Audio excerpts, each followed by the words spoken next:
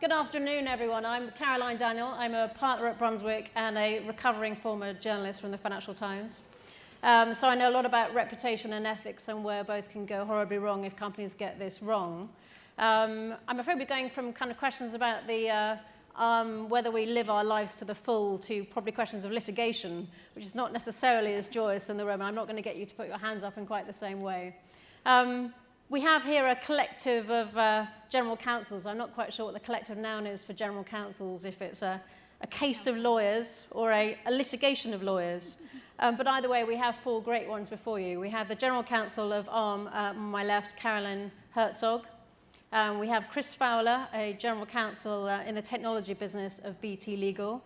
Claire Bennett, who's currently a partner at DLA Piper and is about to jump ship to 5AI and driverless cars. And finally, at the end, we have Anthony Kenny, who's an assistant general counsel at GSK. So what I'd like to start off with is asking each of the panelists to describe where AI and why it matters in your own organization for a few minutes each, and then open it up to sort of more general questions about where issues of responsibility and ethics actually sit in modern corporations these days and how we should think about it. So I'd like to start off with Carolyn, please. Sure.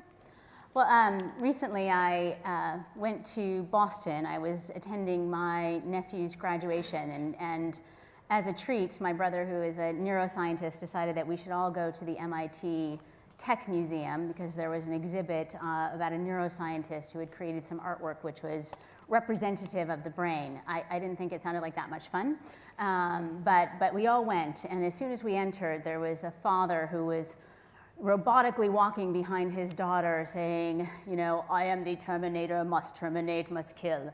And I think this is representative of what society views in terms of, you know, the movie The Terminator and all of the other movies that we've seen that represent artificial intelligence and what happens when artificial intelligence, you know, moves into the robotics atmosphere. And at ARM, we really believe in technology for good and similarly artificial intelligence for good.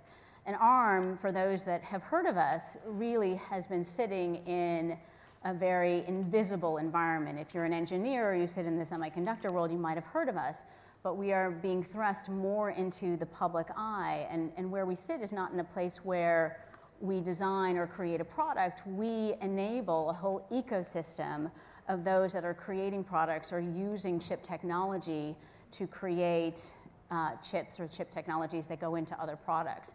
And believing that artificial intelligence for good is incredibly important, we are now sitting in what is, you know, wildly known or broadly known as this fourth industrial revolution. We're sitting in a very disruptive space, and it's incredibly important for all of us to be thinking about where is this possibility of where artificial intelligence can go or where machine learning can go, and what can we do today to be predictive or sit in this predictive space, and thinking today about ethically what can we do in this design space to make sure that we are making good decisions towards the future of this technology.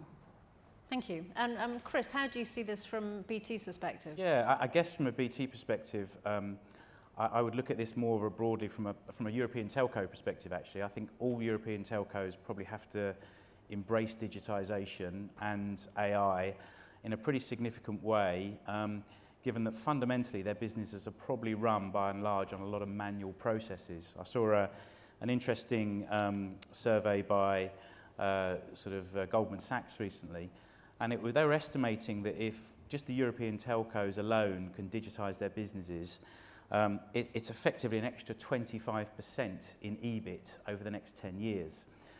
So I think from my perspective, it's kind of like it's something we've got to do. We risk being disrupted if we don't. I look back on when I joined BT, and 90% of our businesses was voice minutes. I look at it now, and I think on the 1st of March this year, for those people who are wading through the snow, it was the largest day of peak capacity traffic on the BT network, something like 7.9 terabits of data. I'd like to think that it was an awful lot of people working from home. I think the reality was the Netflix traffic had never been higher on that day. Yeah, and that's a sort of trend that we're seeing every 6 months is increasing. The wealth of data that we're being asked to manage and the wealth of data we're being asked to sort of effectively transport is growing exponentially. And I look at it kind of really from two perspectives. One is in terms of better outcomes for our customers in terms of customer service. A big challenge for any large services organisation is getting service right, and also for our employees about having better jobs. And I look where we're using it right now, and it ranges from effectively being able to automate our field force and send people to the right jobs, right through to do we need to send an engineer out, or can we auto install the line and know, given the geography and the other conditions, that effectively the line will effectively not require manual intervention. It can involve monitoring Twitter feeds to kind of proactively reach out to distressed customers who are kind of clearly having issues. And then more parochially in the legal function, we're looking at it very much around, well, how can we take this massive data to manage our contracts more effectively? So, and I think there's a whole variety of use cases. I think one of the struggles sometimes is making sure there's an overall strategy around that. Great. And Claire, how do you're obviously transitioning in a different way from being a lawyer in a sort of more conventional law firm to actually starting up the whole sort of legal department in a smaller tech company. I wonder if you can talk through some of the kind of ways you think about that, and obviously if there's startups in the room, how at what point they need to have their own legal department, and how you're thinking about the experience of setting one up from scratch. Yeah, that's a very good question. And I suppose our company is one of the interesting things about the company is it's developing fully driverless cars. So using AI for the benefit of society is really at the heart and centre of what we're doing, but equally what comes with it is that great responsibility, because there are going to be accidents. We are very far off from a world where 100% driving accuracy in all situations. So there's that particular level of responsibility on us to make sure we get it right. And that's sort of internally within the company itself that I'm going to be going into, making sure that what we're doing is ethical and behaving responsibly. But then I think we also have that wider responsibility. We're going to be at the cutting edge. It's one of those areas where we can put our arms around the problem. We know what the risks are and what we're trying to deal with. And it's one of these, the growth areas that has been identified post-Brexit as going to be leading AI and driverless cars is one of those areas, industries that is hopefully where we're going to be investing and bringing us out of the Brexit doldrums. And so we have to, I see very much as my responsibility as the person coming in to head that function, we have to make sure that we also are speaking to the public, speaking to the governments, and making sure that the policies and regulations around that use of that technology is appropriate. Thank you. And finally, Anthony, at GSK, what's the sort of some of the biggest challenges you're facing around thinking about AI in a pharmaceutical company? So in the role that I have, I think of AI in three, I suppose, component bits. As one, there's the benefits it will bring to R&D and in drug development. I'll come back to that in a second. There is the digitization of how we interact with our consumers, because we have a consumer division.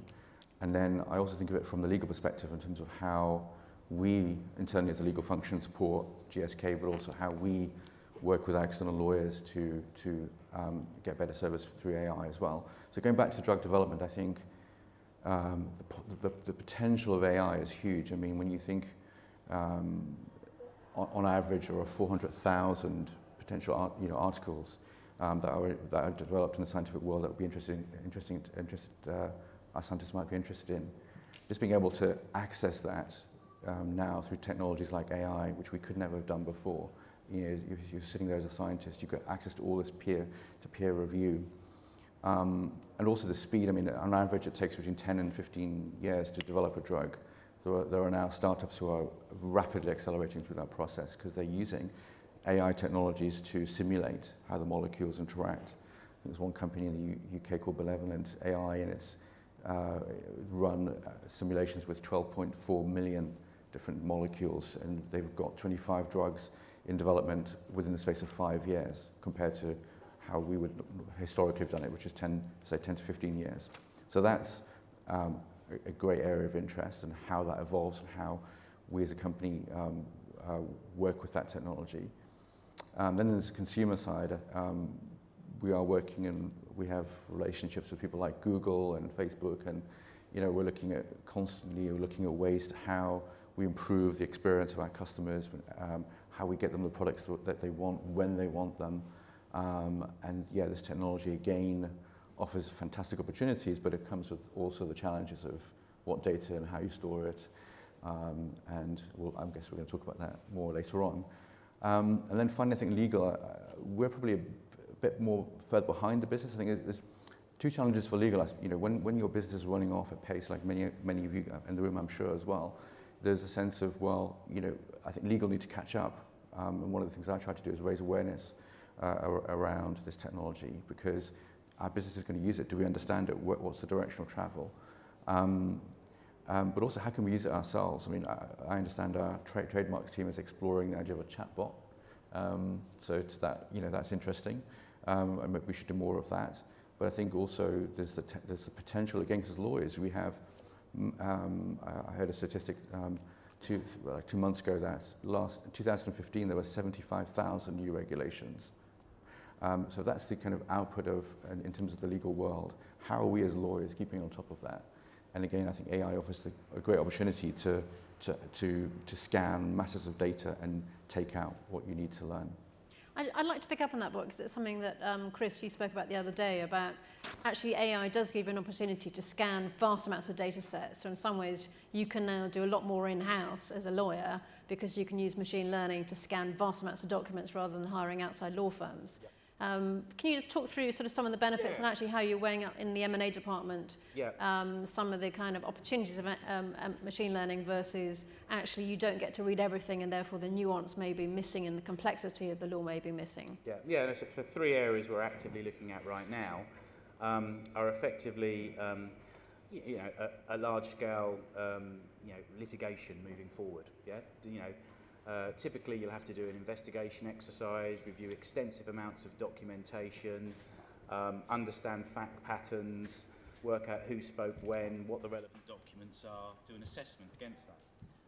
One of the things, there you go. Thanks a lot. Great, thanks. So one of the things that we've been looking at is, okay, if we can use this technology and we can configure it in the right way, instead of just sending out all of the documentation to an outside counsel for them to decide what to look at, what's relevant, we can start to segment those pieces up and we can work out what's important. And actually just initial work already is indicating to us that probably we can cut down the amount of documents we're looking at by about 2/3 if we're really forensic about it and set our criteria up front. We're also looking at it in terms of when we have extraordinary events. It's in the public domain that obviously we announced a profits warning last year relating to activities that went on within our broader business. So one of the things we did for the first time this time was actually to look at our contracts and say, okay, let's understand what consequences might come off the back of those contracts. Let's develop some rule sets and let's run it through a tool and let's find out what the results were. Now, that was a relatively interesting process, but one of the things it kind of brought out for us was actually the configuration of the technology, working out what rules we needed to extract was the easy bit. The hard bit, actually, was putting on the processing power onto our laptops, and it didn't kind of completely break. But the technology and the rule sets were there, and fundamentally that meant that instead of maybe doing a manual exercise, going away for a month, coming back with a view of what the provisions were in the contract, ultimately we were able to get a far more crisper view by using a piece of AI within a week. And our business were happier because we gave them a sense of direction. The challenge for us was, how did we configure that? How did we set it up?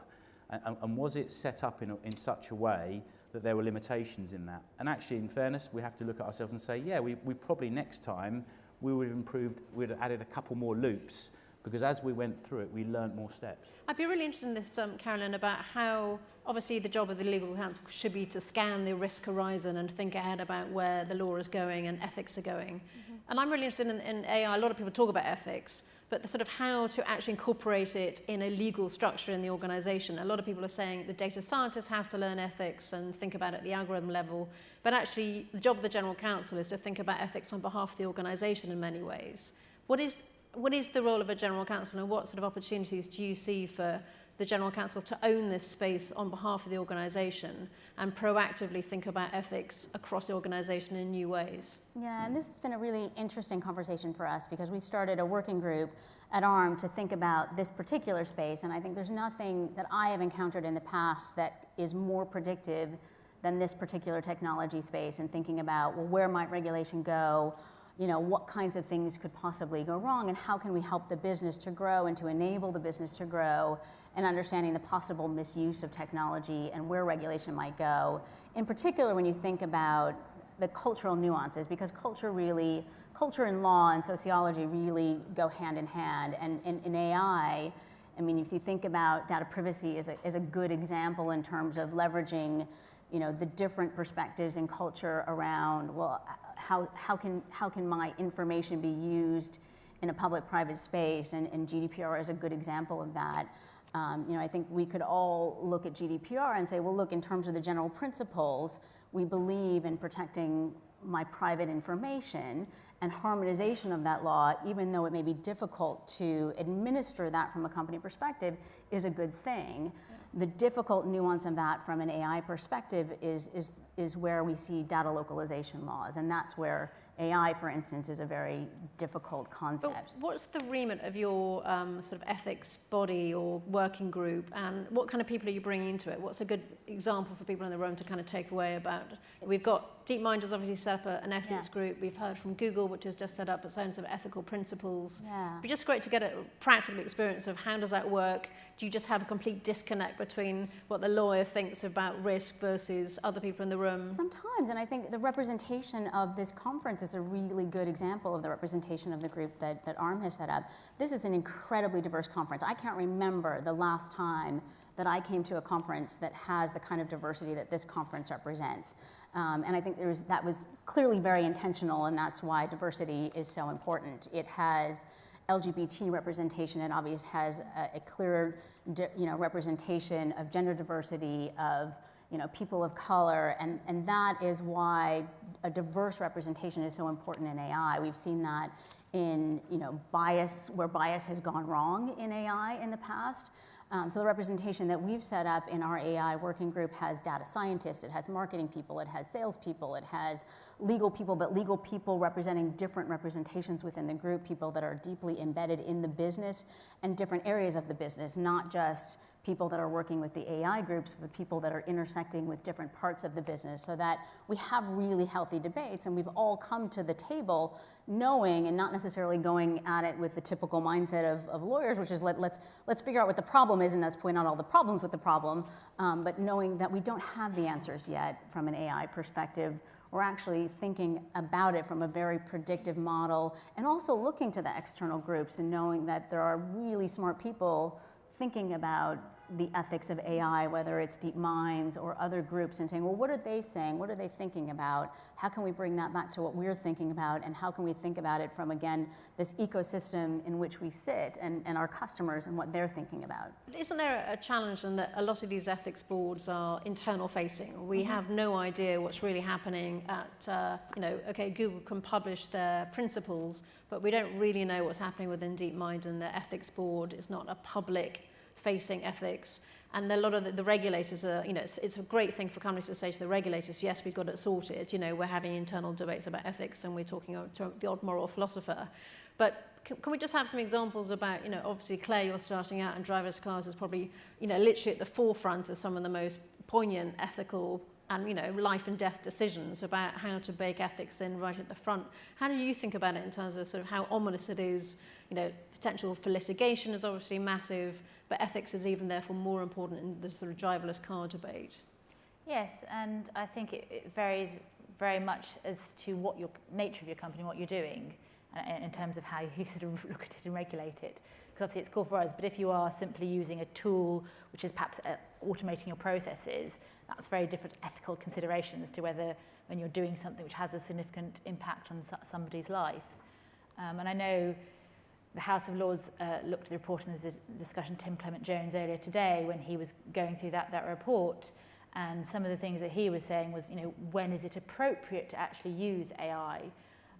And one of the things which people will have different views about was he was saying, well, in certain circumstances it may be appropriate to sacrifice the power and the accuracy of the AI or not deploy certain things where there might be a significant impact on the individual,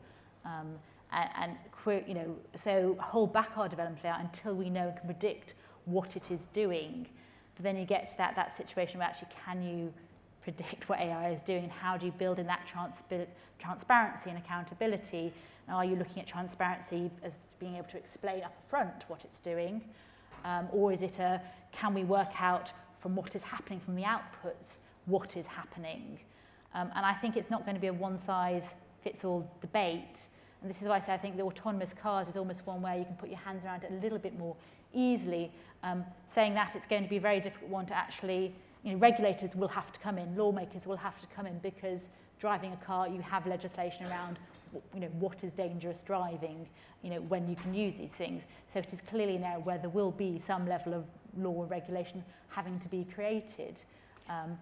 And it will be perhaps a little bit easy, maybe it's a test case for some of the wider uses of AI, because it gets a lot more complicated when it gets to using AI, say in advertising or social media, decisions about asylum seekers, those sort of decisions, where at least in autonomous cars, what the risk is, you're going to kill somebody or hurt them, and you've got to just make sure you have to find some way of finding out it's safe. Yeah. And Anthony, obviously you work in a really pretty heavily regulated industry already around production of drugs and how they can be used. Does AI really change much for you if you think ahead? I believe it does, and I mean, some of what I'm about to say may feel like science fiction, but I don't think we're that far away from this kind of, when you combine things like the smart watches and the evolution of that, wearable devices, to bioelectronics and being able to have things within inside you that will detect, you can envisage a situation very soon that where, as an individual, you'll be able to be very aware of what your health condition is. Now, some of the ethics of that is part of, well, if all these sensors can say you're going to die of cancer in 5 years' time, is that something you want to know? Are you mentally prepared for that kind of? On the one hand, it's good to know, some might say, but also, I mean, should you know? I mean, and how is that going to be communicated with you? Are you going to be directed to the right counselling to help you deal with that decision? And so the more I think, as organisations, we and part of the challenge I think with AI and a lot of technology, it's not just AI, it's blockchain and a whole bunch of other things, is it's like everyone's excited, let's go off and do it because we can, but sometimes we shouldn't necessarily rush in to do things just because we can. And I think what's good about GDPR is this whole idea of privacy by design. And I think the more we can get ethics by design into these products, I think it's going to be good. And I like, Carolyn, your approach of, I don't think we're quite there yet in terms of that cross-functional intra-function debate and discussion. Then of course it raises questions how, once you've decided what your policies and values are, how you enforce them and how you monitor it and who does that. And then I think the more we can get towards cross-functional and not just big companies talking with a lot of startups and just getting a real sense of what's the ecosystem driving in terms of the thinking around this topic. But do you think, as sitting as a sort of general counsel organisation, who is the person to own these problems? I mean, where do they sit? I mean, a lot of people are saying, as I say, about the data engineer needs to go on ethics courses at university. But surely this is now a board level kind of discussions around ethics and reputation and the consequences. Where does it, how does it actually practically work in a big company? What should you be doing right now? And can you own it as a kind of the moral philosopher of the company as a general counsel? I mean, we could have a whole day talking about the role of the general counsel on ethics. I mean, there is a view that, yes, the general counsel should own ethics. I personally believe that because of the training we have, lawyers are well placed and should stand up and deal and be responsible. But I think, in any company, whether it's small or large, I think it is really everyone in the company is responsible for this.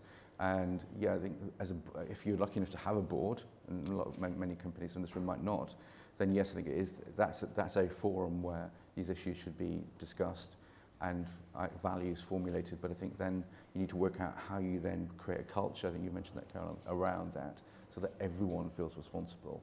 Yeah. Carolyn, do you want to come in? I might add to that because I think it depends on the industry and it depends on the role that you take. Compliance in and of itself is not something that an individual does. Compliance is part of the culture.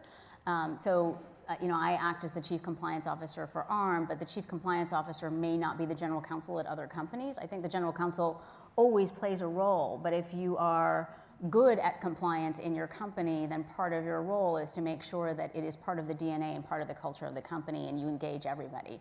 Because part of your role as a compliance officer or in whatever function you call compliance in your company is to get everybody engaged. So for those that are engaged in GDPR, for instance, in your company right now, hopefully you're getting, data privacy champions and you're engaging people and you talked about, data privacy by design or data privacy, by default. And that's the same thing. And the challenge that we have with AI is that the standard doesn't yet exist for what the AI by default might be. And that's the conversation and why you need to have this diversity of thought and this conversation around what could that look like and why you're talking culturally today, because you're talking about ethics because you don't yet have regulation. So ethics will drive the conversation and hopefully lead to less regulation or at least less diversity of regulation so that you can create an open environment for AI rather than over-regulation where it's too fragmented for companies to thrive or for the technology to thrive in a cross-functional way. If you think about AI compared to the internet thrives because it's allowed to thrive in a cross-geo, cross-functional way, and we hope that AI will have that same ability to thrive. If it's over-regulated and not used in an ethical way, then it, by nature, will not allow communities to leverage it. I think Anthony wants to come in. Yeah, I was just literally going to say, I think, congratulations to CogX for the fact they have an ethics room. And that, this room's been pretty full consistently throughout the session. So I think it's really nice that everyone in this room and those who've been coming to other sessions are really seeing the importance of ethics as part of this technology. So let's think ahead about automated decision making. In some ways it's been around for a while, but it's only going to get more and more important. The RSA just came out with a report recently which looked at what consumers really know about how much of the decisions about them are being automated. And frankly, they're mainly clueless about it. And companies themselves are also not that great about disclosure and being transparent about how many decisions are being made about them, about their mortgages, about financial decisions, about any areas of their life, and disclosing that actually a machine is helping to automate the decision. Can we just think ahead a bit about what is the role of a company and where you sit in the company to say this is going to become a potential problem for us about disclosure? And again, this is an area that government is looking at very closely about disclosure in the public sector about at what point a machine makes a decision. It shouldn't be wholly automated. I wonder if you can sort of comment. I always find that a really interesting one when I think of, all of us probably travel on planes on a regular basis, which are controlled by autopilot pretty much from the gate to the gate. Yet we kind of don't necessarily we don't get emotional so much about that. We take that for granted, but we kind of do get emotional about kind of thinking where, a computer might have determined whether we've got a parking fine or something. And I think a lot of this comes down to the emotion, and actually how is it implemented? And actually for me, the real challenge is around the whole design thinking. If you've got to get the right people bought into it up front, because I think otherwise, people are effectively done to, no one sits here and says, it was great that pilot flew that plane great to New York last week. It just happens, and so I think there's an element where kind of, if I was being contrarian, we can over-egg this if we're not careful because of what else is already out there that already is automated.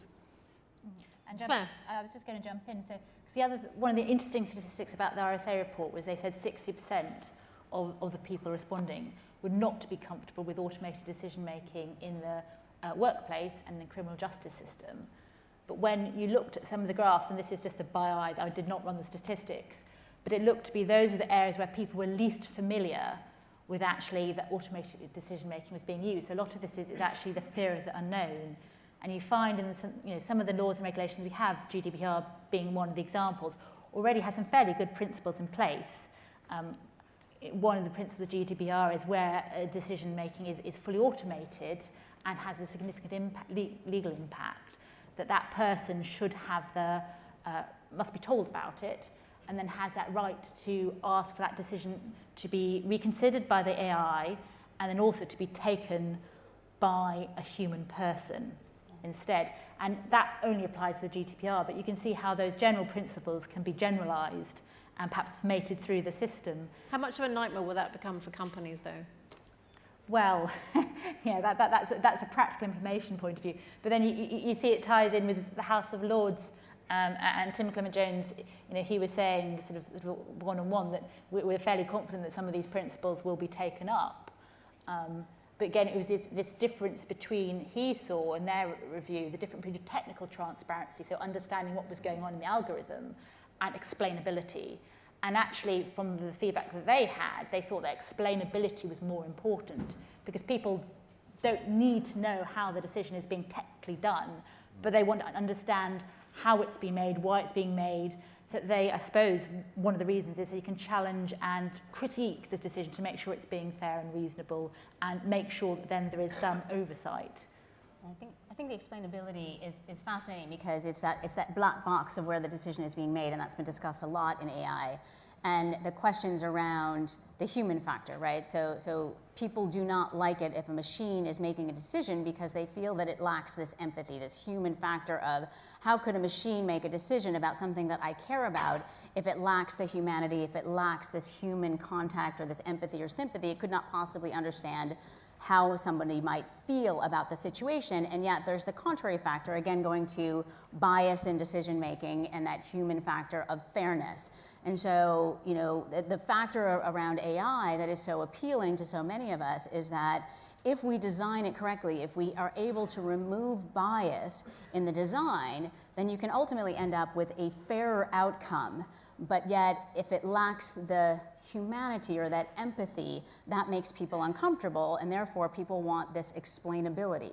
The contrary sign of that, which came out in some of the studies reports around some criminal outcomes, and there was some design around a study in Spain, I believe it was, that you sent around this article. It was really fascinating, and it said, look, there was a 60% increase in this outcome around whether or not people had lied about whether or not their phones had been lost or actually stolen. And they found that with this AI tool, they actually had a 60% increase in success in discovering whether or not people had lied about whether or not their phones had been lost or stolen. But if they explained the algorithm, then people could lie, and they could actually rig the system. And so if you lose that black box element of explainability, then people can rig the system. So it's sort of that minority report outcome of being able to lose the AI factor. So interesting. But let's sort of look ahead a bit and think about some of the kind of litigation of the future from AI. Let's say I've been arrested, and it's because the AI is based on old data, which just assumes that my kind of person is more likely to be a criminal. Mm-hmm. Surely at some point that will become a litigation risk at some point in the future about the algorithm making the wrong decision on the wrong data. Yeah. So what should companies be thinking about now to prevent kind of some of that litigation in the future? And what other things should we be thinking about, 4, 5, 10 years ahead in different areas? I think, to me, one of the big, I've seen a guy who's in Chicago, Daniel Katz, who's done a model which looks at effectively all of the US Supreme Court decisions and ran it through a system and effectively got them all right. Yeah. Now, one of the things that's great about the US, and a very simple thing we don't have over here, is the decisions are completely open. Yeah, we have Crown copyright over here, for instance. Yeah, so we can't actually even do that analysis in the UK until that restrictions come through. I think you kind of raise a broader point, which is actually probably for most legal functions, actually horizon scanning and anticipating risks is going to be a big part of their DNA coming forward. And actually the work that's almost what I would call transactional will become more process driven, will become more automated, because actually what my sense is from the execs I deal with is they don't want me to admire a problem with them, they want me to stop it happening in the first place. So actually getting in there really early and understanding how something is designed and the nuances and the impact of it is going to be fundamental moving forward. And Anthony, sorry, Claire. I was going to jump in the sense of, I think it's important to remember that it's never the AI that's going to be at fault. Humans always continue, we are the people who are responsible. It's how you allocate that responsibility. And it's that responsibility of us, as say a driverless car company, making sure that the system is designed properly. But then there will also be the responsibility of those who are then training the system, who may not be the same people, and those who are deploying the system. you know, and they also have a responsibility. So if you're the person who's running that criminal justice system algorithm, you have that responsibility to make sure that it is working as it is intended. Yeah, and then just in addition to that, I'd say that the more we can, as businesses, be transparent about what we're doing and how we're doing it, and also the more we can help either our direct customers or even just more broadly as a society educate people around how this technology works so that they are, I think we're probably going through a transitionary phase now where people are reacting in this way, but in probably less, a few years' time people will be more comfortable with the technology. But I think we all have a role to play to help people understand how this technology works. Great. I'm afraid we're out of time. Thank you. If you can join me in thanking our panel with a transparency of applause.